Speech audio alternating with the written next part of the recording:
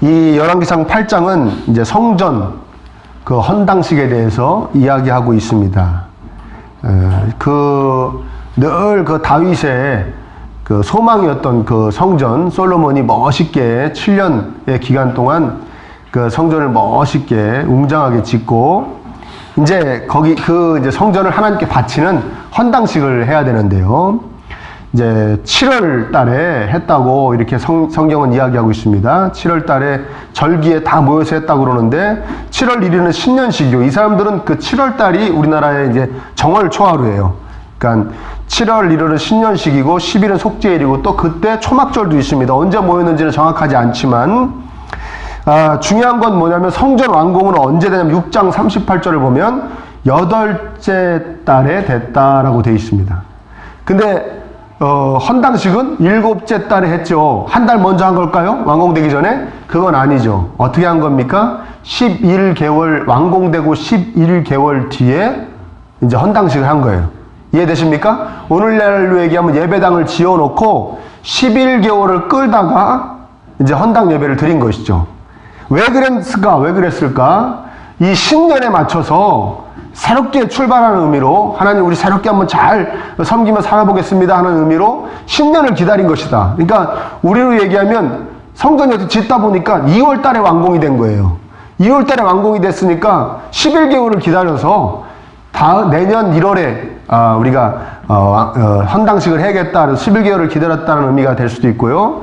또 다른 학자들은 뭐라고 이야기하냐면 그 11개월은 준비의 과정이었다. 기도하고 또 사람들 여러 가지 준비하고, 사람들 뭐 어떻게 할 것인가 하나님께 여쭙고 뭐 물어보고 뭐 많은 걸 했다. 그러니까 준비의 과정이었다고 이야기하는 사람들이 있습니다.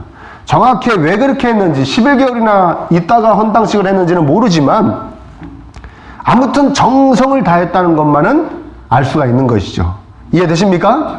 그리고 법궤를 이제 그 법궤가 다윗성에, 다윗이 왜 막 춤추며 기뻐하며 오베데돔의 집에서 이렇게 모셔갖고 온 거 기억나시죠? 그 사무엘서에 나오지 않습니까? 그 다윗성에 있던 그 법궤를 새로 성전을 지어가지고 그 다윗성에 있던 법궤를 이제 성전으로 옮겨오는 거예요. 이제 법궤가 딱 안치가 되면은 그때부터 본격적으로 헌당식이 시작되는 거예요. 근데 법궤를 이제 이 다윗성에 안치되었던 법궤를 쫙 가지고 오면서 이스라엘의 12지파의 지도자들을 다 모으고 제사장들을 다 불러서 궤를 매게 하고, 그리고 5절에 보니까 솔로몬과 백성들이 기록할 수도 없고 셀 수도 없는 많은 수의 양과 소로 제사를 드렸다. 법궤 앞에서 딱 제사를 드리고 그리고 옮긴 거예요. 왜 이렇게 했을까? 법궤는 영구적인 처소에 거한 적이 없습니다. 다윗성도 여기 계속 계세요 그러고 모신 적이 없어요. 그리고 하나님이 법궤를 어디에 잘 안치해라고 요구하신 적도 없고, 성전 안에 법궤를 놓으라고 하신 적도 없고, 다윗을 통해 성전에 설계도는 주셨지만, 이런 식으로 만들어라고 설계도는 주셨지만, 성전을 지을 아들이 꼭 솔로몬이라고 콕 집어 말씀하신 적도 없어요. 그러니까 어떻게 보면 솔로몬이 내가 지으라고 하신 거 맞아? 그러고 그냥 막 지은 거예요.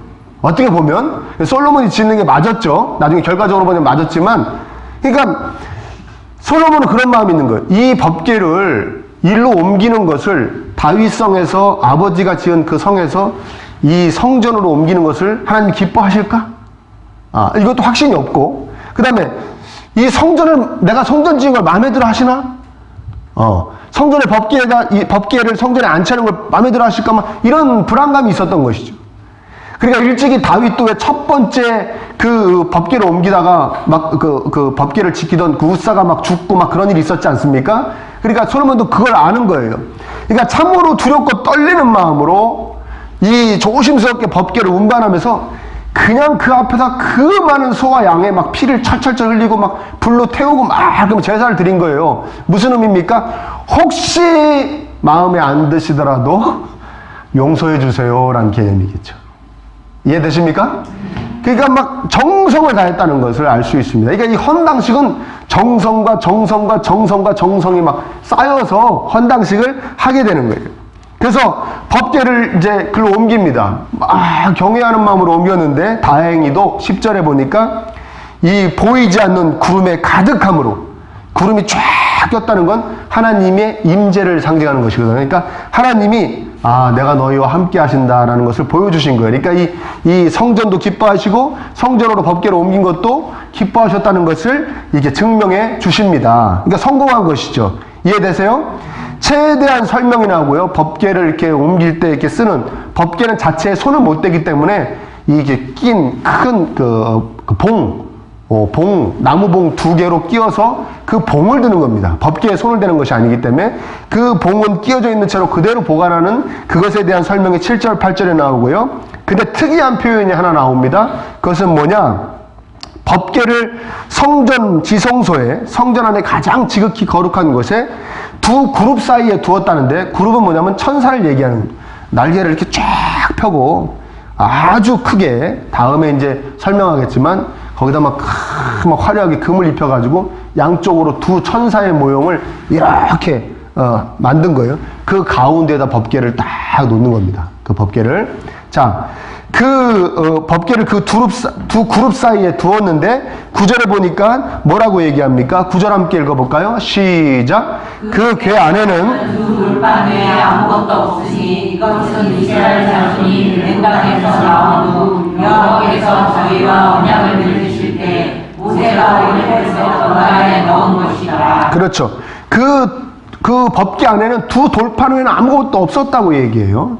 그 두 돌판은 뭡니까? 모세가 그 시내산에서 하나님한테 직접 받은 그 말씀, 그 언약의 계명, 계약서라고도 하고 또 하나님의 명령이기도 합니다. 언약의 법궤. 그러니까 거기에 10계명이 쫙 새겨져 있죠. 그 두 돌판, 그 돌판이 들어가 있었고요. 그 법궤 안에는 또 뭐가 들어가 있었냐면 만나가 담긴 항아리. 예, 만나가 담긴 항아리가 있었고 아론의 쌍난 지팡이도 들어가 있었습니다. 예. 근데 이 법궤 안에는 두 돌판 외에는 아무것도 없었다라고 얘기하니까 이게 어떻게 된 일인가? 분명히 만나 항아리와 아론의 쌍난 지팡이도 들어가 있었다고 그랬는데, 그러니까 어떤 분들이 이렇게 얘기합니다. 원래 없었다. 왜냐하면 그 만나 항아리와 아론의 지팡이를 법궤 앞에다 놔라 옆에다 놔라 이렇게 애매하게 이야기했지 그 안에 넣으란 얘기는 없었다는 거예요. 그런데 성경은 뭐를 통해서 해석하는 게 가장 건강하다고 그랬습니까? 그렇죠. 아이고, 성경 공부 괜히 한 건 아니에요. 이럴 때 참 목회자로서 보람이 있어요. 성경은 성경을 통해서 해석할 때 가장 건강한 해석이 되는 것입니다.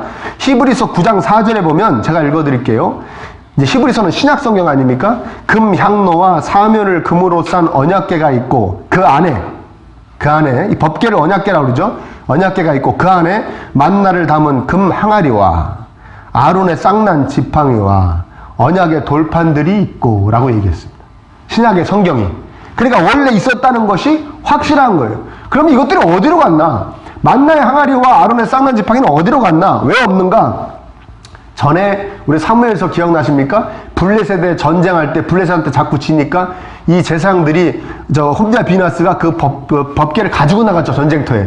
블레셋한테 뺏겼죠. 블레셋 안으로 막 돌아다니다가 돌아온 그 사건 기억나십니까? 그때 어떻게 해가지고 없어졌을 것이다 라고 이야기하는 사람들이 있습니다. 그리고 또 어떤 사람들은 그 우사가 다윗이 그 법궤를 갖다가 다윗성으로 옮겨올 때 소가 뛰어가지고, 원래 이 레위인들이 고앗 자손들이 어깨에 매야 되는데 그렇게 하지 않고 수레에다 싣고 오니까 하나님이 노하셔가지고 소가 뛰어가지고 법궤가 쭉 흘러내리니까 우사가 잡았다고 그랬지 않습니까? 그때 그 사건 때 어떻게 된 것이 아닌가. 그리고 심지어는 어디 갔는데 뚜껑을 열어봅니다. 그걸 거기 그 주민들이 뚜껑을 열어봐요. 그래서 많은 사람들이 죽고 그러는데 그때 어떻게 없어진 거 아닌가 라고 이야기하는 사람들이 있고, 또 어떤 사람들은 사무엘이나 다윗이 그 만나 담긴 항아리와 아론의 쌍난 지팡이를 제거했을 것이다, 없애버렸을 것이다 라고 얘기하는 사람들이 있습니다. 그도 그럴 것이 어떤 일이 있냐면 이 후대의 히스기야 왕 때, 여러분 그 민수기에 나오는 백성들이 막 원망하니까 뱀들이 나와서 불뱀들이 나와서 막 백성들을 물어 죽입니다. 그때 막 이제 강구하니까 그러면 이 노뱀을 만들어서 높이 들어라. 그럼 노뱀을 바라보는 사람들마다 살 것이다 했던 거 기억나십니까? 그 노수로 만든 뱀, 구리로 만든 그 뱀을 계속 이스라엘 백성들이 그게 하나님이다라고 하면서 거기다 대고 빌었어요. 쭉 빌었어요. 그러니까 히스기야가 화가 나가지고 이 노뱀을 가져와라고 다 막 부셔버리고 막 갈아버리고 느우수단이라 그랬어요. 그냥 노조각이다 그래버렸어요. 이거는 아니다. 이거는 하나님이 너희들을 사랑했다는 어떤 상징물인 것이지, 너희들을 용서하신 상징물이지, 이게 빌 대상이 아니다. 이건 우상이 아니다. 신이 아니다라고 갈아버렸어요. 만나를 담은 항아리나 아론의 쌍난 지팡이도 그런 의도로 쓰여졌을 수도 있다. 그래서 다윗이나 사무엘이 하나님에 대한 충성심으로 그것을 제거해버렸을 수도 있다라고 해석한 사람도 있습니다. 아무튼 분명한 것은 뭐냐? 두 돌판만 남았다는 것을 이야기하지 않아도 되는데도 불구하고 강조하신다는 것과, 그 다음에 이 사실에 대해서 부정적으로 말하지 않고 있다는 것이, 부정적으로 말하지 않고 있다. 예? 아니 어떻게 하다가 이스라엘 백성들이 그 귀한 것을 어떻게 하다가 잘못 보관해가지고 이렇게 다 없애버리고 두 돌판만 남았네요 라는 의미가 아니라는 것은 느끼시죠, 여러분도? 그럼 무슨 의미입니까? 그래, 두 돌판만 남았다, 이런 분위기입니다. 그래, 원래 이게 하나님의 뜻이다. 두 돌판은 아무것도 아니다, 아무것도 안 남았다, 이런 분위기로 우리에게 말씀을 해주시고 있다는 것은 분명합니다. 자, 이 두 돌판 외에는 아무것도 없다는 것이 우리에게 주는 의미 두 가지가 있습니다. 그것에 대해서 오늘 말씀을 드리려고 하는 거예요. 첫 번째는 이겁니다. 한번 따라 볼까요? 기적과 표적은 사라져도 하나님의 말씀은 영원하다. 아멘입니까? 그렇죠. 만나, 기적 중에 기적이죠. 애굽에서 나와서 한 달쯤 됐을 때부터 막 내리기 시작했습니다. 요단강을 건너서 40년여 년 동안 계속 내리다가 매일 내리는, 아침에 일어나 보면 쌓여 있는 거예요. 그러면 그 떠다가 그것으로 이제 양식을 해 먹습니다. 예. 근데 매일매일 떠먹기 귀찮다, 내일 것까지 미리 챙겨야지, 그러고서 미리 떠다 놓으면 그 딱 내일 먹을 분량만큼만 썩어버립니다. 그러니까 매일매일 하나님이 너희들이 주시는 양식이다, 그것을 보여주시는 것이 그 만나예요. 하나님이 너희들에게 모든 것을 주시는 분이다. 매일매일 오는 겁니다. 40년을 매일매일 떨어졌어요. 쫙 쌓여있는 아주 맛있는 그 가루라고 합니다. 쌓여있어요. 그게 만나, 그 만나예요. 그러니까 만나 자체는 기적 중에 기적입니다. 가나안 땅에 딱 들어가니까 딱 그쳤어요. 가나안 땅에 들어가서 가나안 땅에서 나는 소산물을 먹기 시작하니까 딱 내리지 않기 시작했어요. 그게 만나예요. 아론의 쌍난 지팡이? 이건 무슨 사건입니까? 막 백성들이 막 원망합니다. 그래서 고라의 반역도 일으키고 다른 사람들이 막 아론과 모세를 막 죽이려고도 하고 막 그럴 때 이제 하나님께서 그럽니다. 그럼 너네 아론이나 이렇게 내가 선택한 사람들이 만만해 보이냐? 그러면 각 지파에서 지도자들 지팡이를 가지고 와라. 12개 지파에. 레위 지파에서는 이 아론이 지팡이를 놓은 거예요. 거기에 그 각자 자기 이름을 쓰라고 그래요. 그래서 아론은 자기 지팡이에는 아론이라고 썼을 거 아닙니까? 다음날 딱 하나님 앞에다 갖다 놨는데 다음날 딱 일어나 보니까 아론의 지팡이에서만 싹이 딱 난 거예요. 여러분, 요새는 어르신들이 그 나무 지팡이 잘 안 들고 다니시더라고요. 요새는 이렇게 금속재로 된 거, 가벼운 거 들고 다니시던데, 저 어릴 때만 해도 어르신들은 다 그 딱딱한 지팡이 들고 다니셨습니다. 우리 할아버지도 그러셨고요, 할머니도 그러셨고요. 그거 만져보면 얼마나 딱딱합니까? 그렇죠? 아주 바싹 말라지고 딱딱할 정도로 딱딱한데 거기서 싹이 난 거예요. 나머지 11개에는 아무 반응이 없었습니다. 하나님이 선택하시고 하나님이 사용하시는, 하나님이 높이시는 자는 아론이다, 아론이 대제사장이다, 이것을 강조해 주신 것, 그것이 기적 중에 기적이죠. 네, 그것이에요. 근데 그런 건 다 없어졌습니다. 그럼 말씀만 남은 것입니다. 하나님이 너희를 얼마나 사랑하시는지 언약을 맺어주시는, 언약은 나는 너희를 애굽 땅에서 인도해낸 거룩한 여호와다. 너희는 내 백성이다. 너희는 나를 잘 알아가며 내 말씀대로, 내 명령대로 이렇게 살아라 하고 하나님 말씀을 주신, 그 언약해 주신 계약서이자 하나님이 우리에게 무엇을 원하시는지 가르쳐 주시는 그 두 돌판만 남았다는 거예요. 여러분, 말씀만 남습니다. 아멘? 예, 체험으로 신앙생활하면 큰일 납니다. 체험으로 신앙생활, 체험도 참 좋은 겁니다. 하나님 믿으면서 체험 많이 하셔야 될 줄 믿습니다. 많이, 이렇게 복을 주셨다, 이렇게 은혜를 주셨다, 이렇게 해결해 주셨다, 이렇게 낫게 해주셨다, 이렇게 넘어가게 하셨다. 체험 많이 하셔야 돼요. 근데 그 체험의 연속으로만 신앙생활 하려고 그러면 큰일 난다는 말씀이에요. 야, 오늘은 추수감사주일이에요. 1년 동안 베풀어 주신 은혜 감사하는 주일입니다. 그런데 뭐 좀 그때 그 전에 어느 그 정치인의 말대로 살림살이 좀 나아지셨습니까? 여러분? 1년 동안 살림살이 좀 많이 나아지셨어요? 예. 혹시 빚만 더 넣으신 거 아닙니까? 여러분, 우리 그리스도인들은 체험 갖고 감사하는 존재들이 아닙니다. 체험 갖고 감사하면요, 그렇게 감사할 수 있는 사람 별로 많지 않습니다. 우리 좋은 일만 있던가요? 그러면 안 좋은 일에 막 성질 내야 됩니까? 하나님 보고 막 한번 째려봐야 됩니까? 예, 체험 갖고 감사한 존재들이 아닙니다. 전에 제가 그 기독교 관련 프로그램을 보니까요, 어떤 대학에 가서 전도가 된 대학생이 나왔어요. 아주 애띄어요. 우리 청년들보다 더 어린 것이죠. 이제 한 1, 2학년 되는 것 같아요, 대학교. 이 친구가 자기는 그동안 늘 세상에 대해서 불만만 갖고, 원망과 불평만 갖고 살았다는 거예요. 그도 그럴 것이 이 사람은 보육원 출신의 대학생이에요. 고아예요, 고아. 지금도, 자기 때도 그랬고, 지금도 가보면 자기 그 동생들이, 보육원 동생들이 그냥 세상에 대한 자기를 버린 그 부모, 또 세상에 대한 자기를 차별하는 세상에 대한 그 원망과 불평, 막 그런 것만, 막 그런 화가 잔뜩 품어져 있어. 분이 품어져 있는 상태로 그리고 살아간다는 거예요. 근데 이 대학에 와서 전도돼가지고 하나님을 만났는데 이제 막 기쁨과 감사의 마음으로 막 변했다는 거예요. 자기 그 마음이. 그러면서 간증을 하는 거예요. 그 친구는 뭐가 감사할까요? 고아인데도 대학교에 다닐 수 있게 해주셔서 감사합니까? 그런 겁니까? 그게 감사가 됩니까? 되지요. 되겠지요. 근데 아무리 봐도, 이렇게 봐도 저렇게 봐도 그런 감사는 아닌 것 같아요. 이 친구가 말씀을 통해서 하나님을 알아가게 된 것이죠. 아멘? 저분은 분명히 창조주인데, 창조주가 어쩌면 나를 선택하시고 나를 사랑하시고 지금도 챙겨주고 계시는가? 아멘? 예. 그래, 세상도 버린 나를 저분은 버리지 아니하시고, 내가 모를 때에도, 내가 하나님을 인식하고 있지 못할 때에도 늘 끊임없이 나를 바라보시며 나 대신 눈물 흘려주시고 나를 보호하시고 나를 안아주시고 계속 여기까지 지켜주시는 은혜를 이 청년은 깨달은 것이죠. 뭘 통해 깨달았겠습니까? 말씀을 통해 깨달은 것입니다. 말씀을 통해서. 그러니까 하나님을 알아가면 알아갈수록 그 선하시고 좋으신 하나님을 느끼게 되기 때문에 감사하지 않을 수가 없는 것이죠. 이 학생이 감사하다는 거예요. 지금은 너무 기쁘다는 거예요. 그 자기 보육원에 있는 동생들에게도 그 하나님을 소개하고 싶다는 거예요. 가르쳐주고 싶다는 거예요.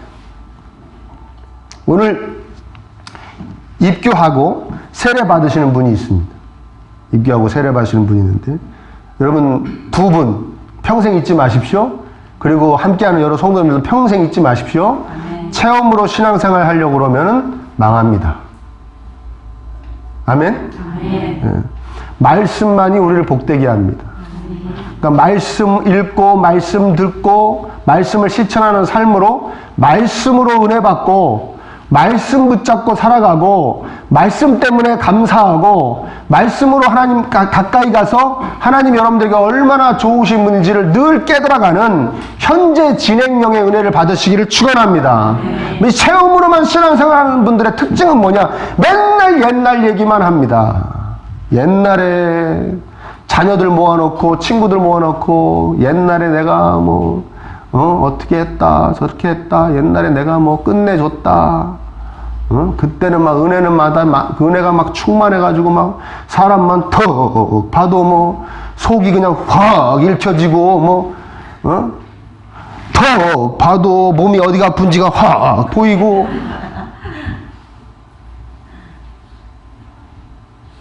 그때는 막 하나님 믿음 주셔가지고 막 막 진짜 물도 막 두렵지 않고, 그런 분들에게 제가 항상 여쭙죠. 지금은 어떠신데요? 지금은 어떠신데요? 사실 앞에다 놓고 여쭤본 적은 없습니다. 아, 대단하시네요. 옛날에 그러셨어요. 여러분, 꼰대 아시죠? 꼰대. 예? 뭐라 하면 정확하게 저 표현도 못 하겠어요. 하여튼 안 좋은 거죠? 꼰대 소리 듣고 기분 좋으신 분. 그리고 체험 갖고 신앙생활 하면은 이 다음에 반드시 꼰대 소리 듣습니다. 교회 안에서 꼰대 소리 들어요. 목사도 상관없고요, 장로도 상관없고요, 아무 권사, 집사, 아무 누구도 예외가 아닙니다. 체험 갖고 신앙생활 하는 사람은 꼰대 소리 듣게 되어 있습니다. 어떻게 해야 됩니까? 말씀을 통해서 늘 지금이 은혜가 최고여야 되는 거예요. 아멘. 지금 은혜가 최고여야 되는 거예요. 아멘? 아멘. 그것이 진짜 진정한 신앙생활입니다. 신앙생활. 그리고 진짜 그래야 진정한 감사가 나오는 거예요. 정말 감사합니다. 때로는 힘들고 또 아플 때도 슬플 때도 감사가 나오는 거예요. 하나님, 지금 이 순간에도 말씀이 늘 나에게 그것을 강하게 인식시켜 주는 거예요. 지금 이 순간에도 나와 함께 하시며 나를 돌보고 계시는 거예요. 나를 위로하시고 나를 힘주고 계시는 것이. 그것이 늘 끊임없이 내 안에서 용솟음 쳐야 진정한 감사가 나오는 거예요. 그렇게 신앙생활 할 수 있는 오늘 입교하는 분, 세례 받으시는 모든 성도님 되시기를 간절히 축원합니다. 네. 자, 또 두 돌판 이외에 아무것도 없으니 또 한 가지 의미는 뭐냐? 증거기 안에 있던 아까 세 가지의 그 성물, 뭘 증거하나? 여러분, 만나는 뭘 증거합니까? 육신의 부족함을 채워주는 만납니다. 먹을 거. 육신적 채워주심의 증거예요. 그리고 지팡이는 뭡니까? 하나님께서 사용하고 계심을. 너는 내가 쓰는 존재다 말이죠. 내가 귀히 쓰는 존재다. 아론의 지팡이에만 싹이 나서 아론을 내가 귀히 쓰고 있다. 대제사장으로 다른 사람들 까불지 마라. 막 이렇게 한번 좀 딱 세워주시는. 예? 좀 뭐라 그러니까 체면을 세워주신다 그럴까요? 그리고 내가 너를 귀히 쓰고 있다. 그런 사역에 대한 증거입니다. 두 돌판은 뭡니까? 증거판이라고도 하는데 하나님이 나의 하나님이시며 나는 하나님의 백성입니다. 그걸 일깨워주는 게 그 돌판이에요. 뭐라고요? 하나님은 나의 하나님이시고 나는 하나님의 백성입니다를 일깨워주는 게 돌판이라고요. 언약판이다라고. 너 나하고 약속한 거야. 이거 계약서야. 그겁니다. 이해하세요? 예.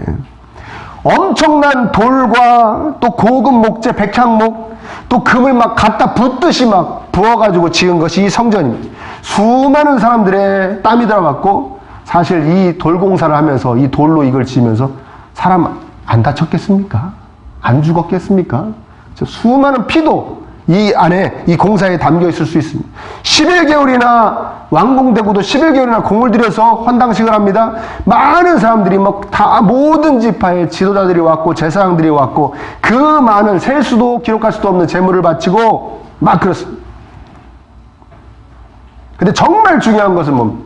하나님 보시기에 정말 중요한 것. 이런 것들이, 이런 대단한 것들이, 너희 막, 나를 위해서 하는 이런 대단한 것들이 중요한 것이 아니고, 너에게 정말 중요한 거. 아마 솔로몬한테 말씀하고 계시는 것 같아요. 너는 하나님의 언약 안에 있는 사람이라는 것을 잊지 않는 것이 제일 중요하다. 하나님 말을 가장 소중하게 생각하고 섬기며, 그분의 말씀대로 살아가려고 최선을 다하는 그 삶, 그 언약대로 살아가는 것이 너에게 제일 중요하다. 근데 불행히도 솔로몬은 돈은 많이 썼지만 멋있게 했지만 불행하게도 솔로몬은 그렇지 못했습니다. 하나님의 언약 백성대로 살지 못했습니다. 자기의 유익만을 추구하고 자기의 쾌락만을 추구하고 자기의 안락과 평안함만을 추구하다가 많은 이방 여인들과 혼인하고 그 이방 여인들이 가지고 온 우상을 다 예루살렘에다가 쫙 펼쳐놓고 함께 섬기는 그런 잡신을 함께 겸하여 섬기는 우상 숭배자로 전락하고 말았습니다. 여러분, 솔로몬에게 하나님 말씀하고 계시는 거예요. 너에게 제일 중요한 거는 내가 너의 하나님이고 너가 나의 백성이라는 것을 늘 잊지 않는 것이 가장 중요한 것이지 그 외에는 아무것도 아니다. 그래서 두 돌판 외에는 아무것도 없는 것이다 라고 말씀해 주시는 것이죠.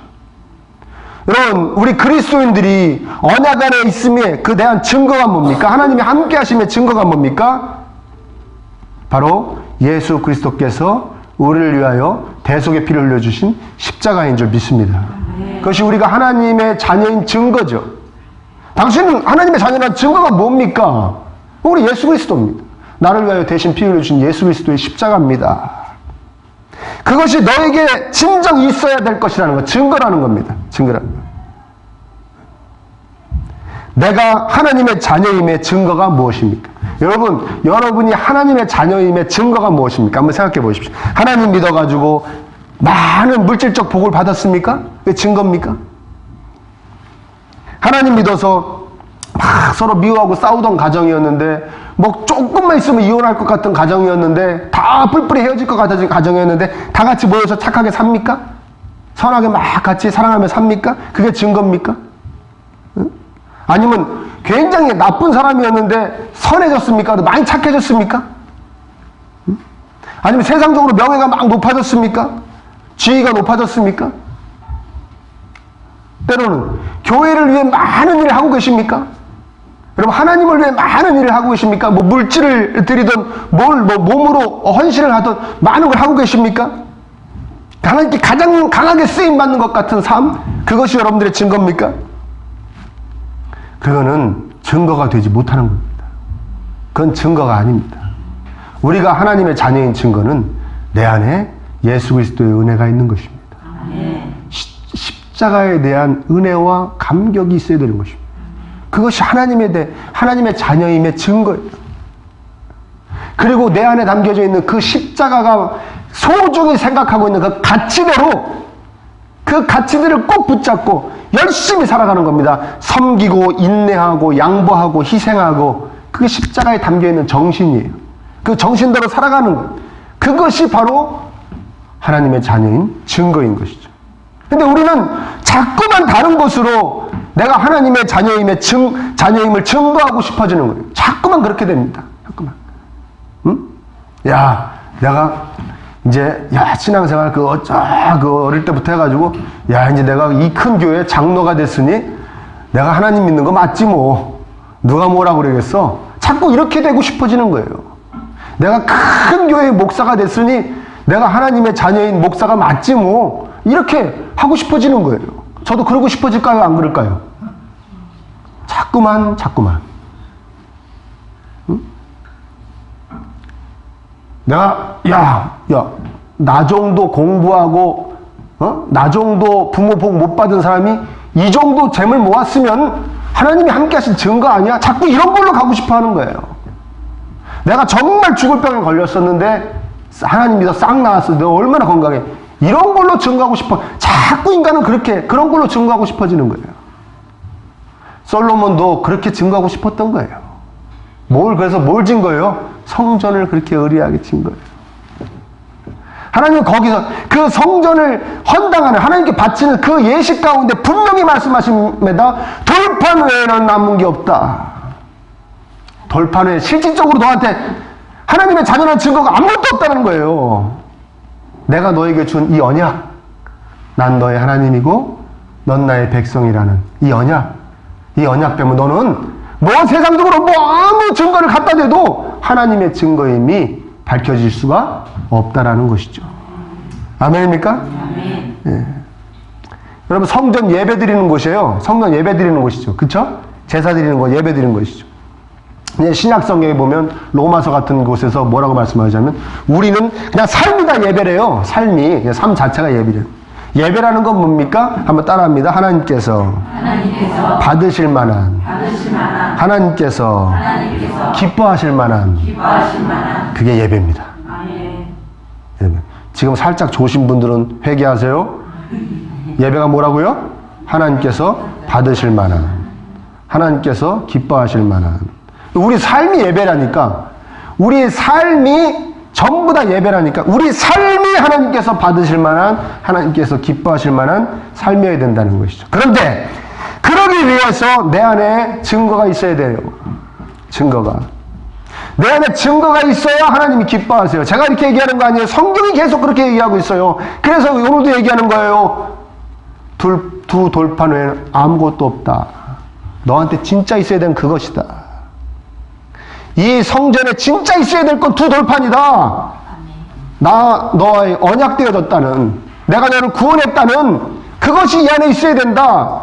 성전이 우리에게 있어야 될 것도 두 돌판밖에 없는 거예요. 내가 하나님의 자녀임이 나는 늘 새롭습니다.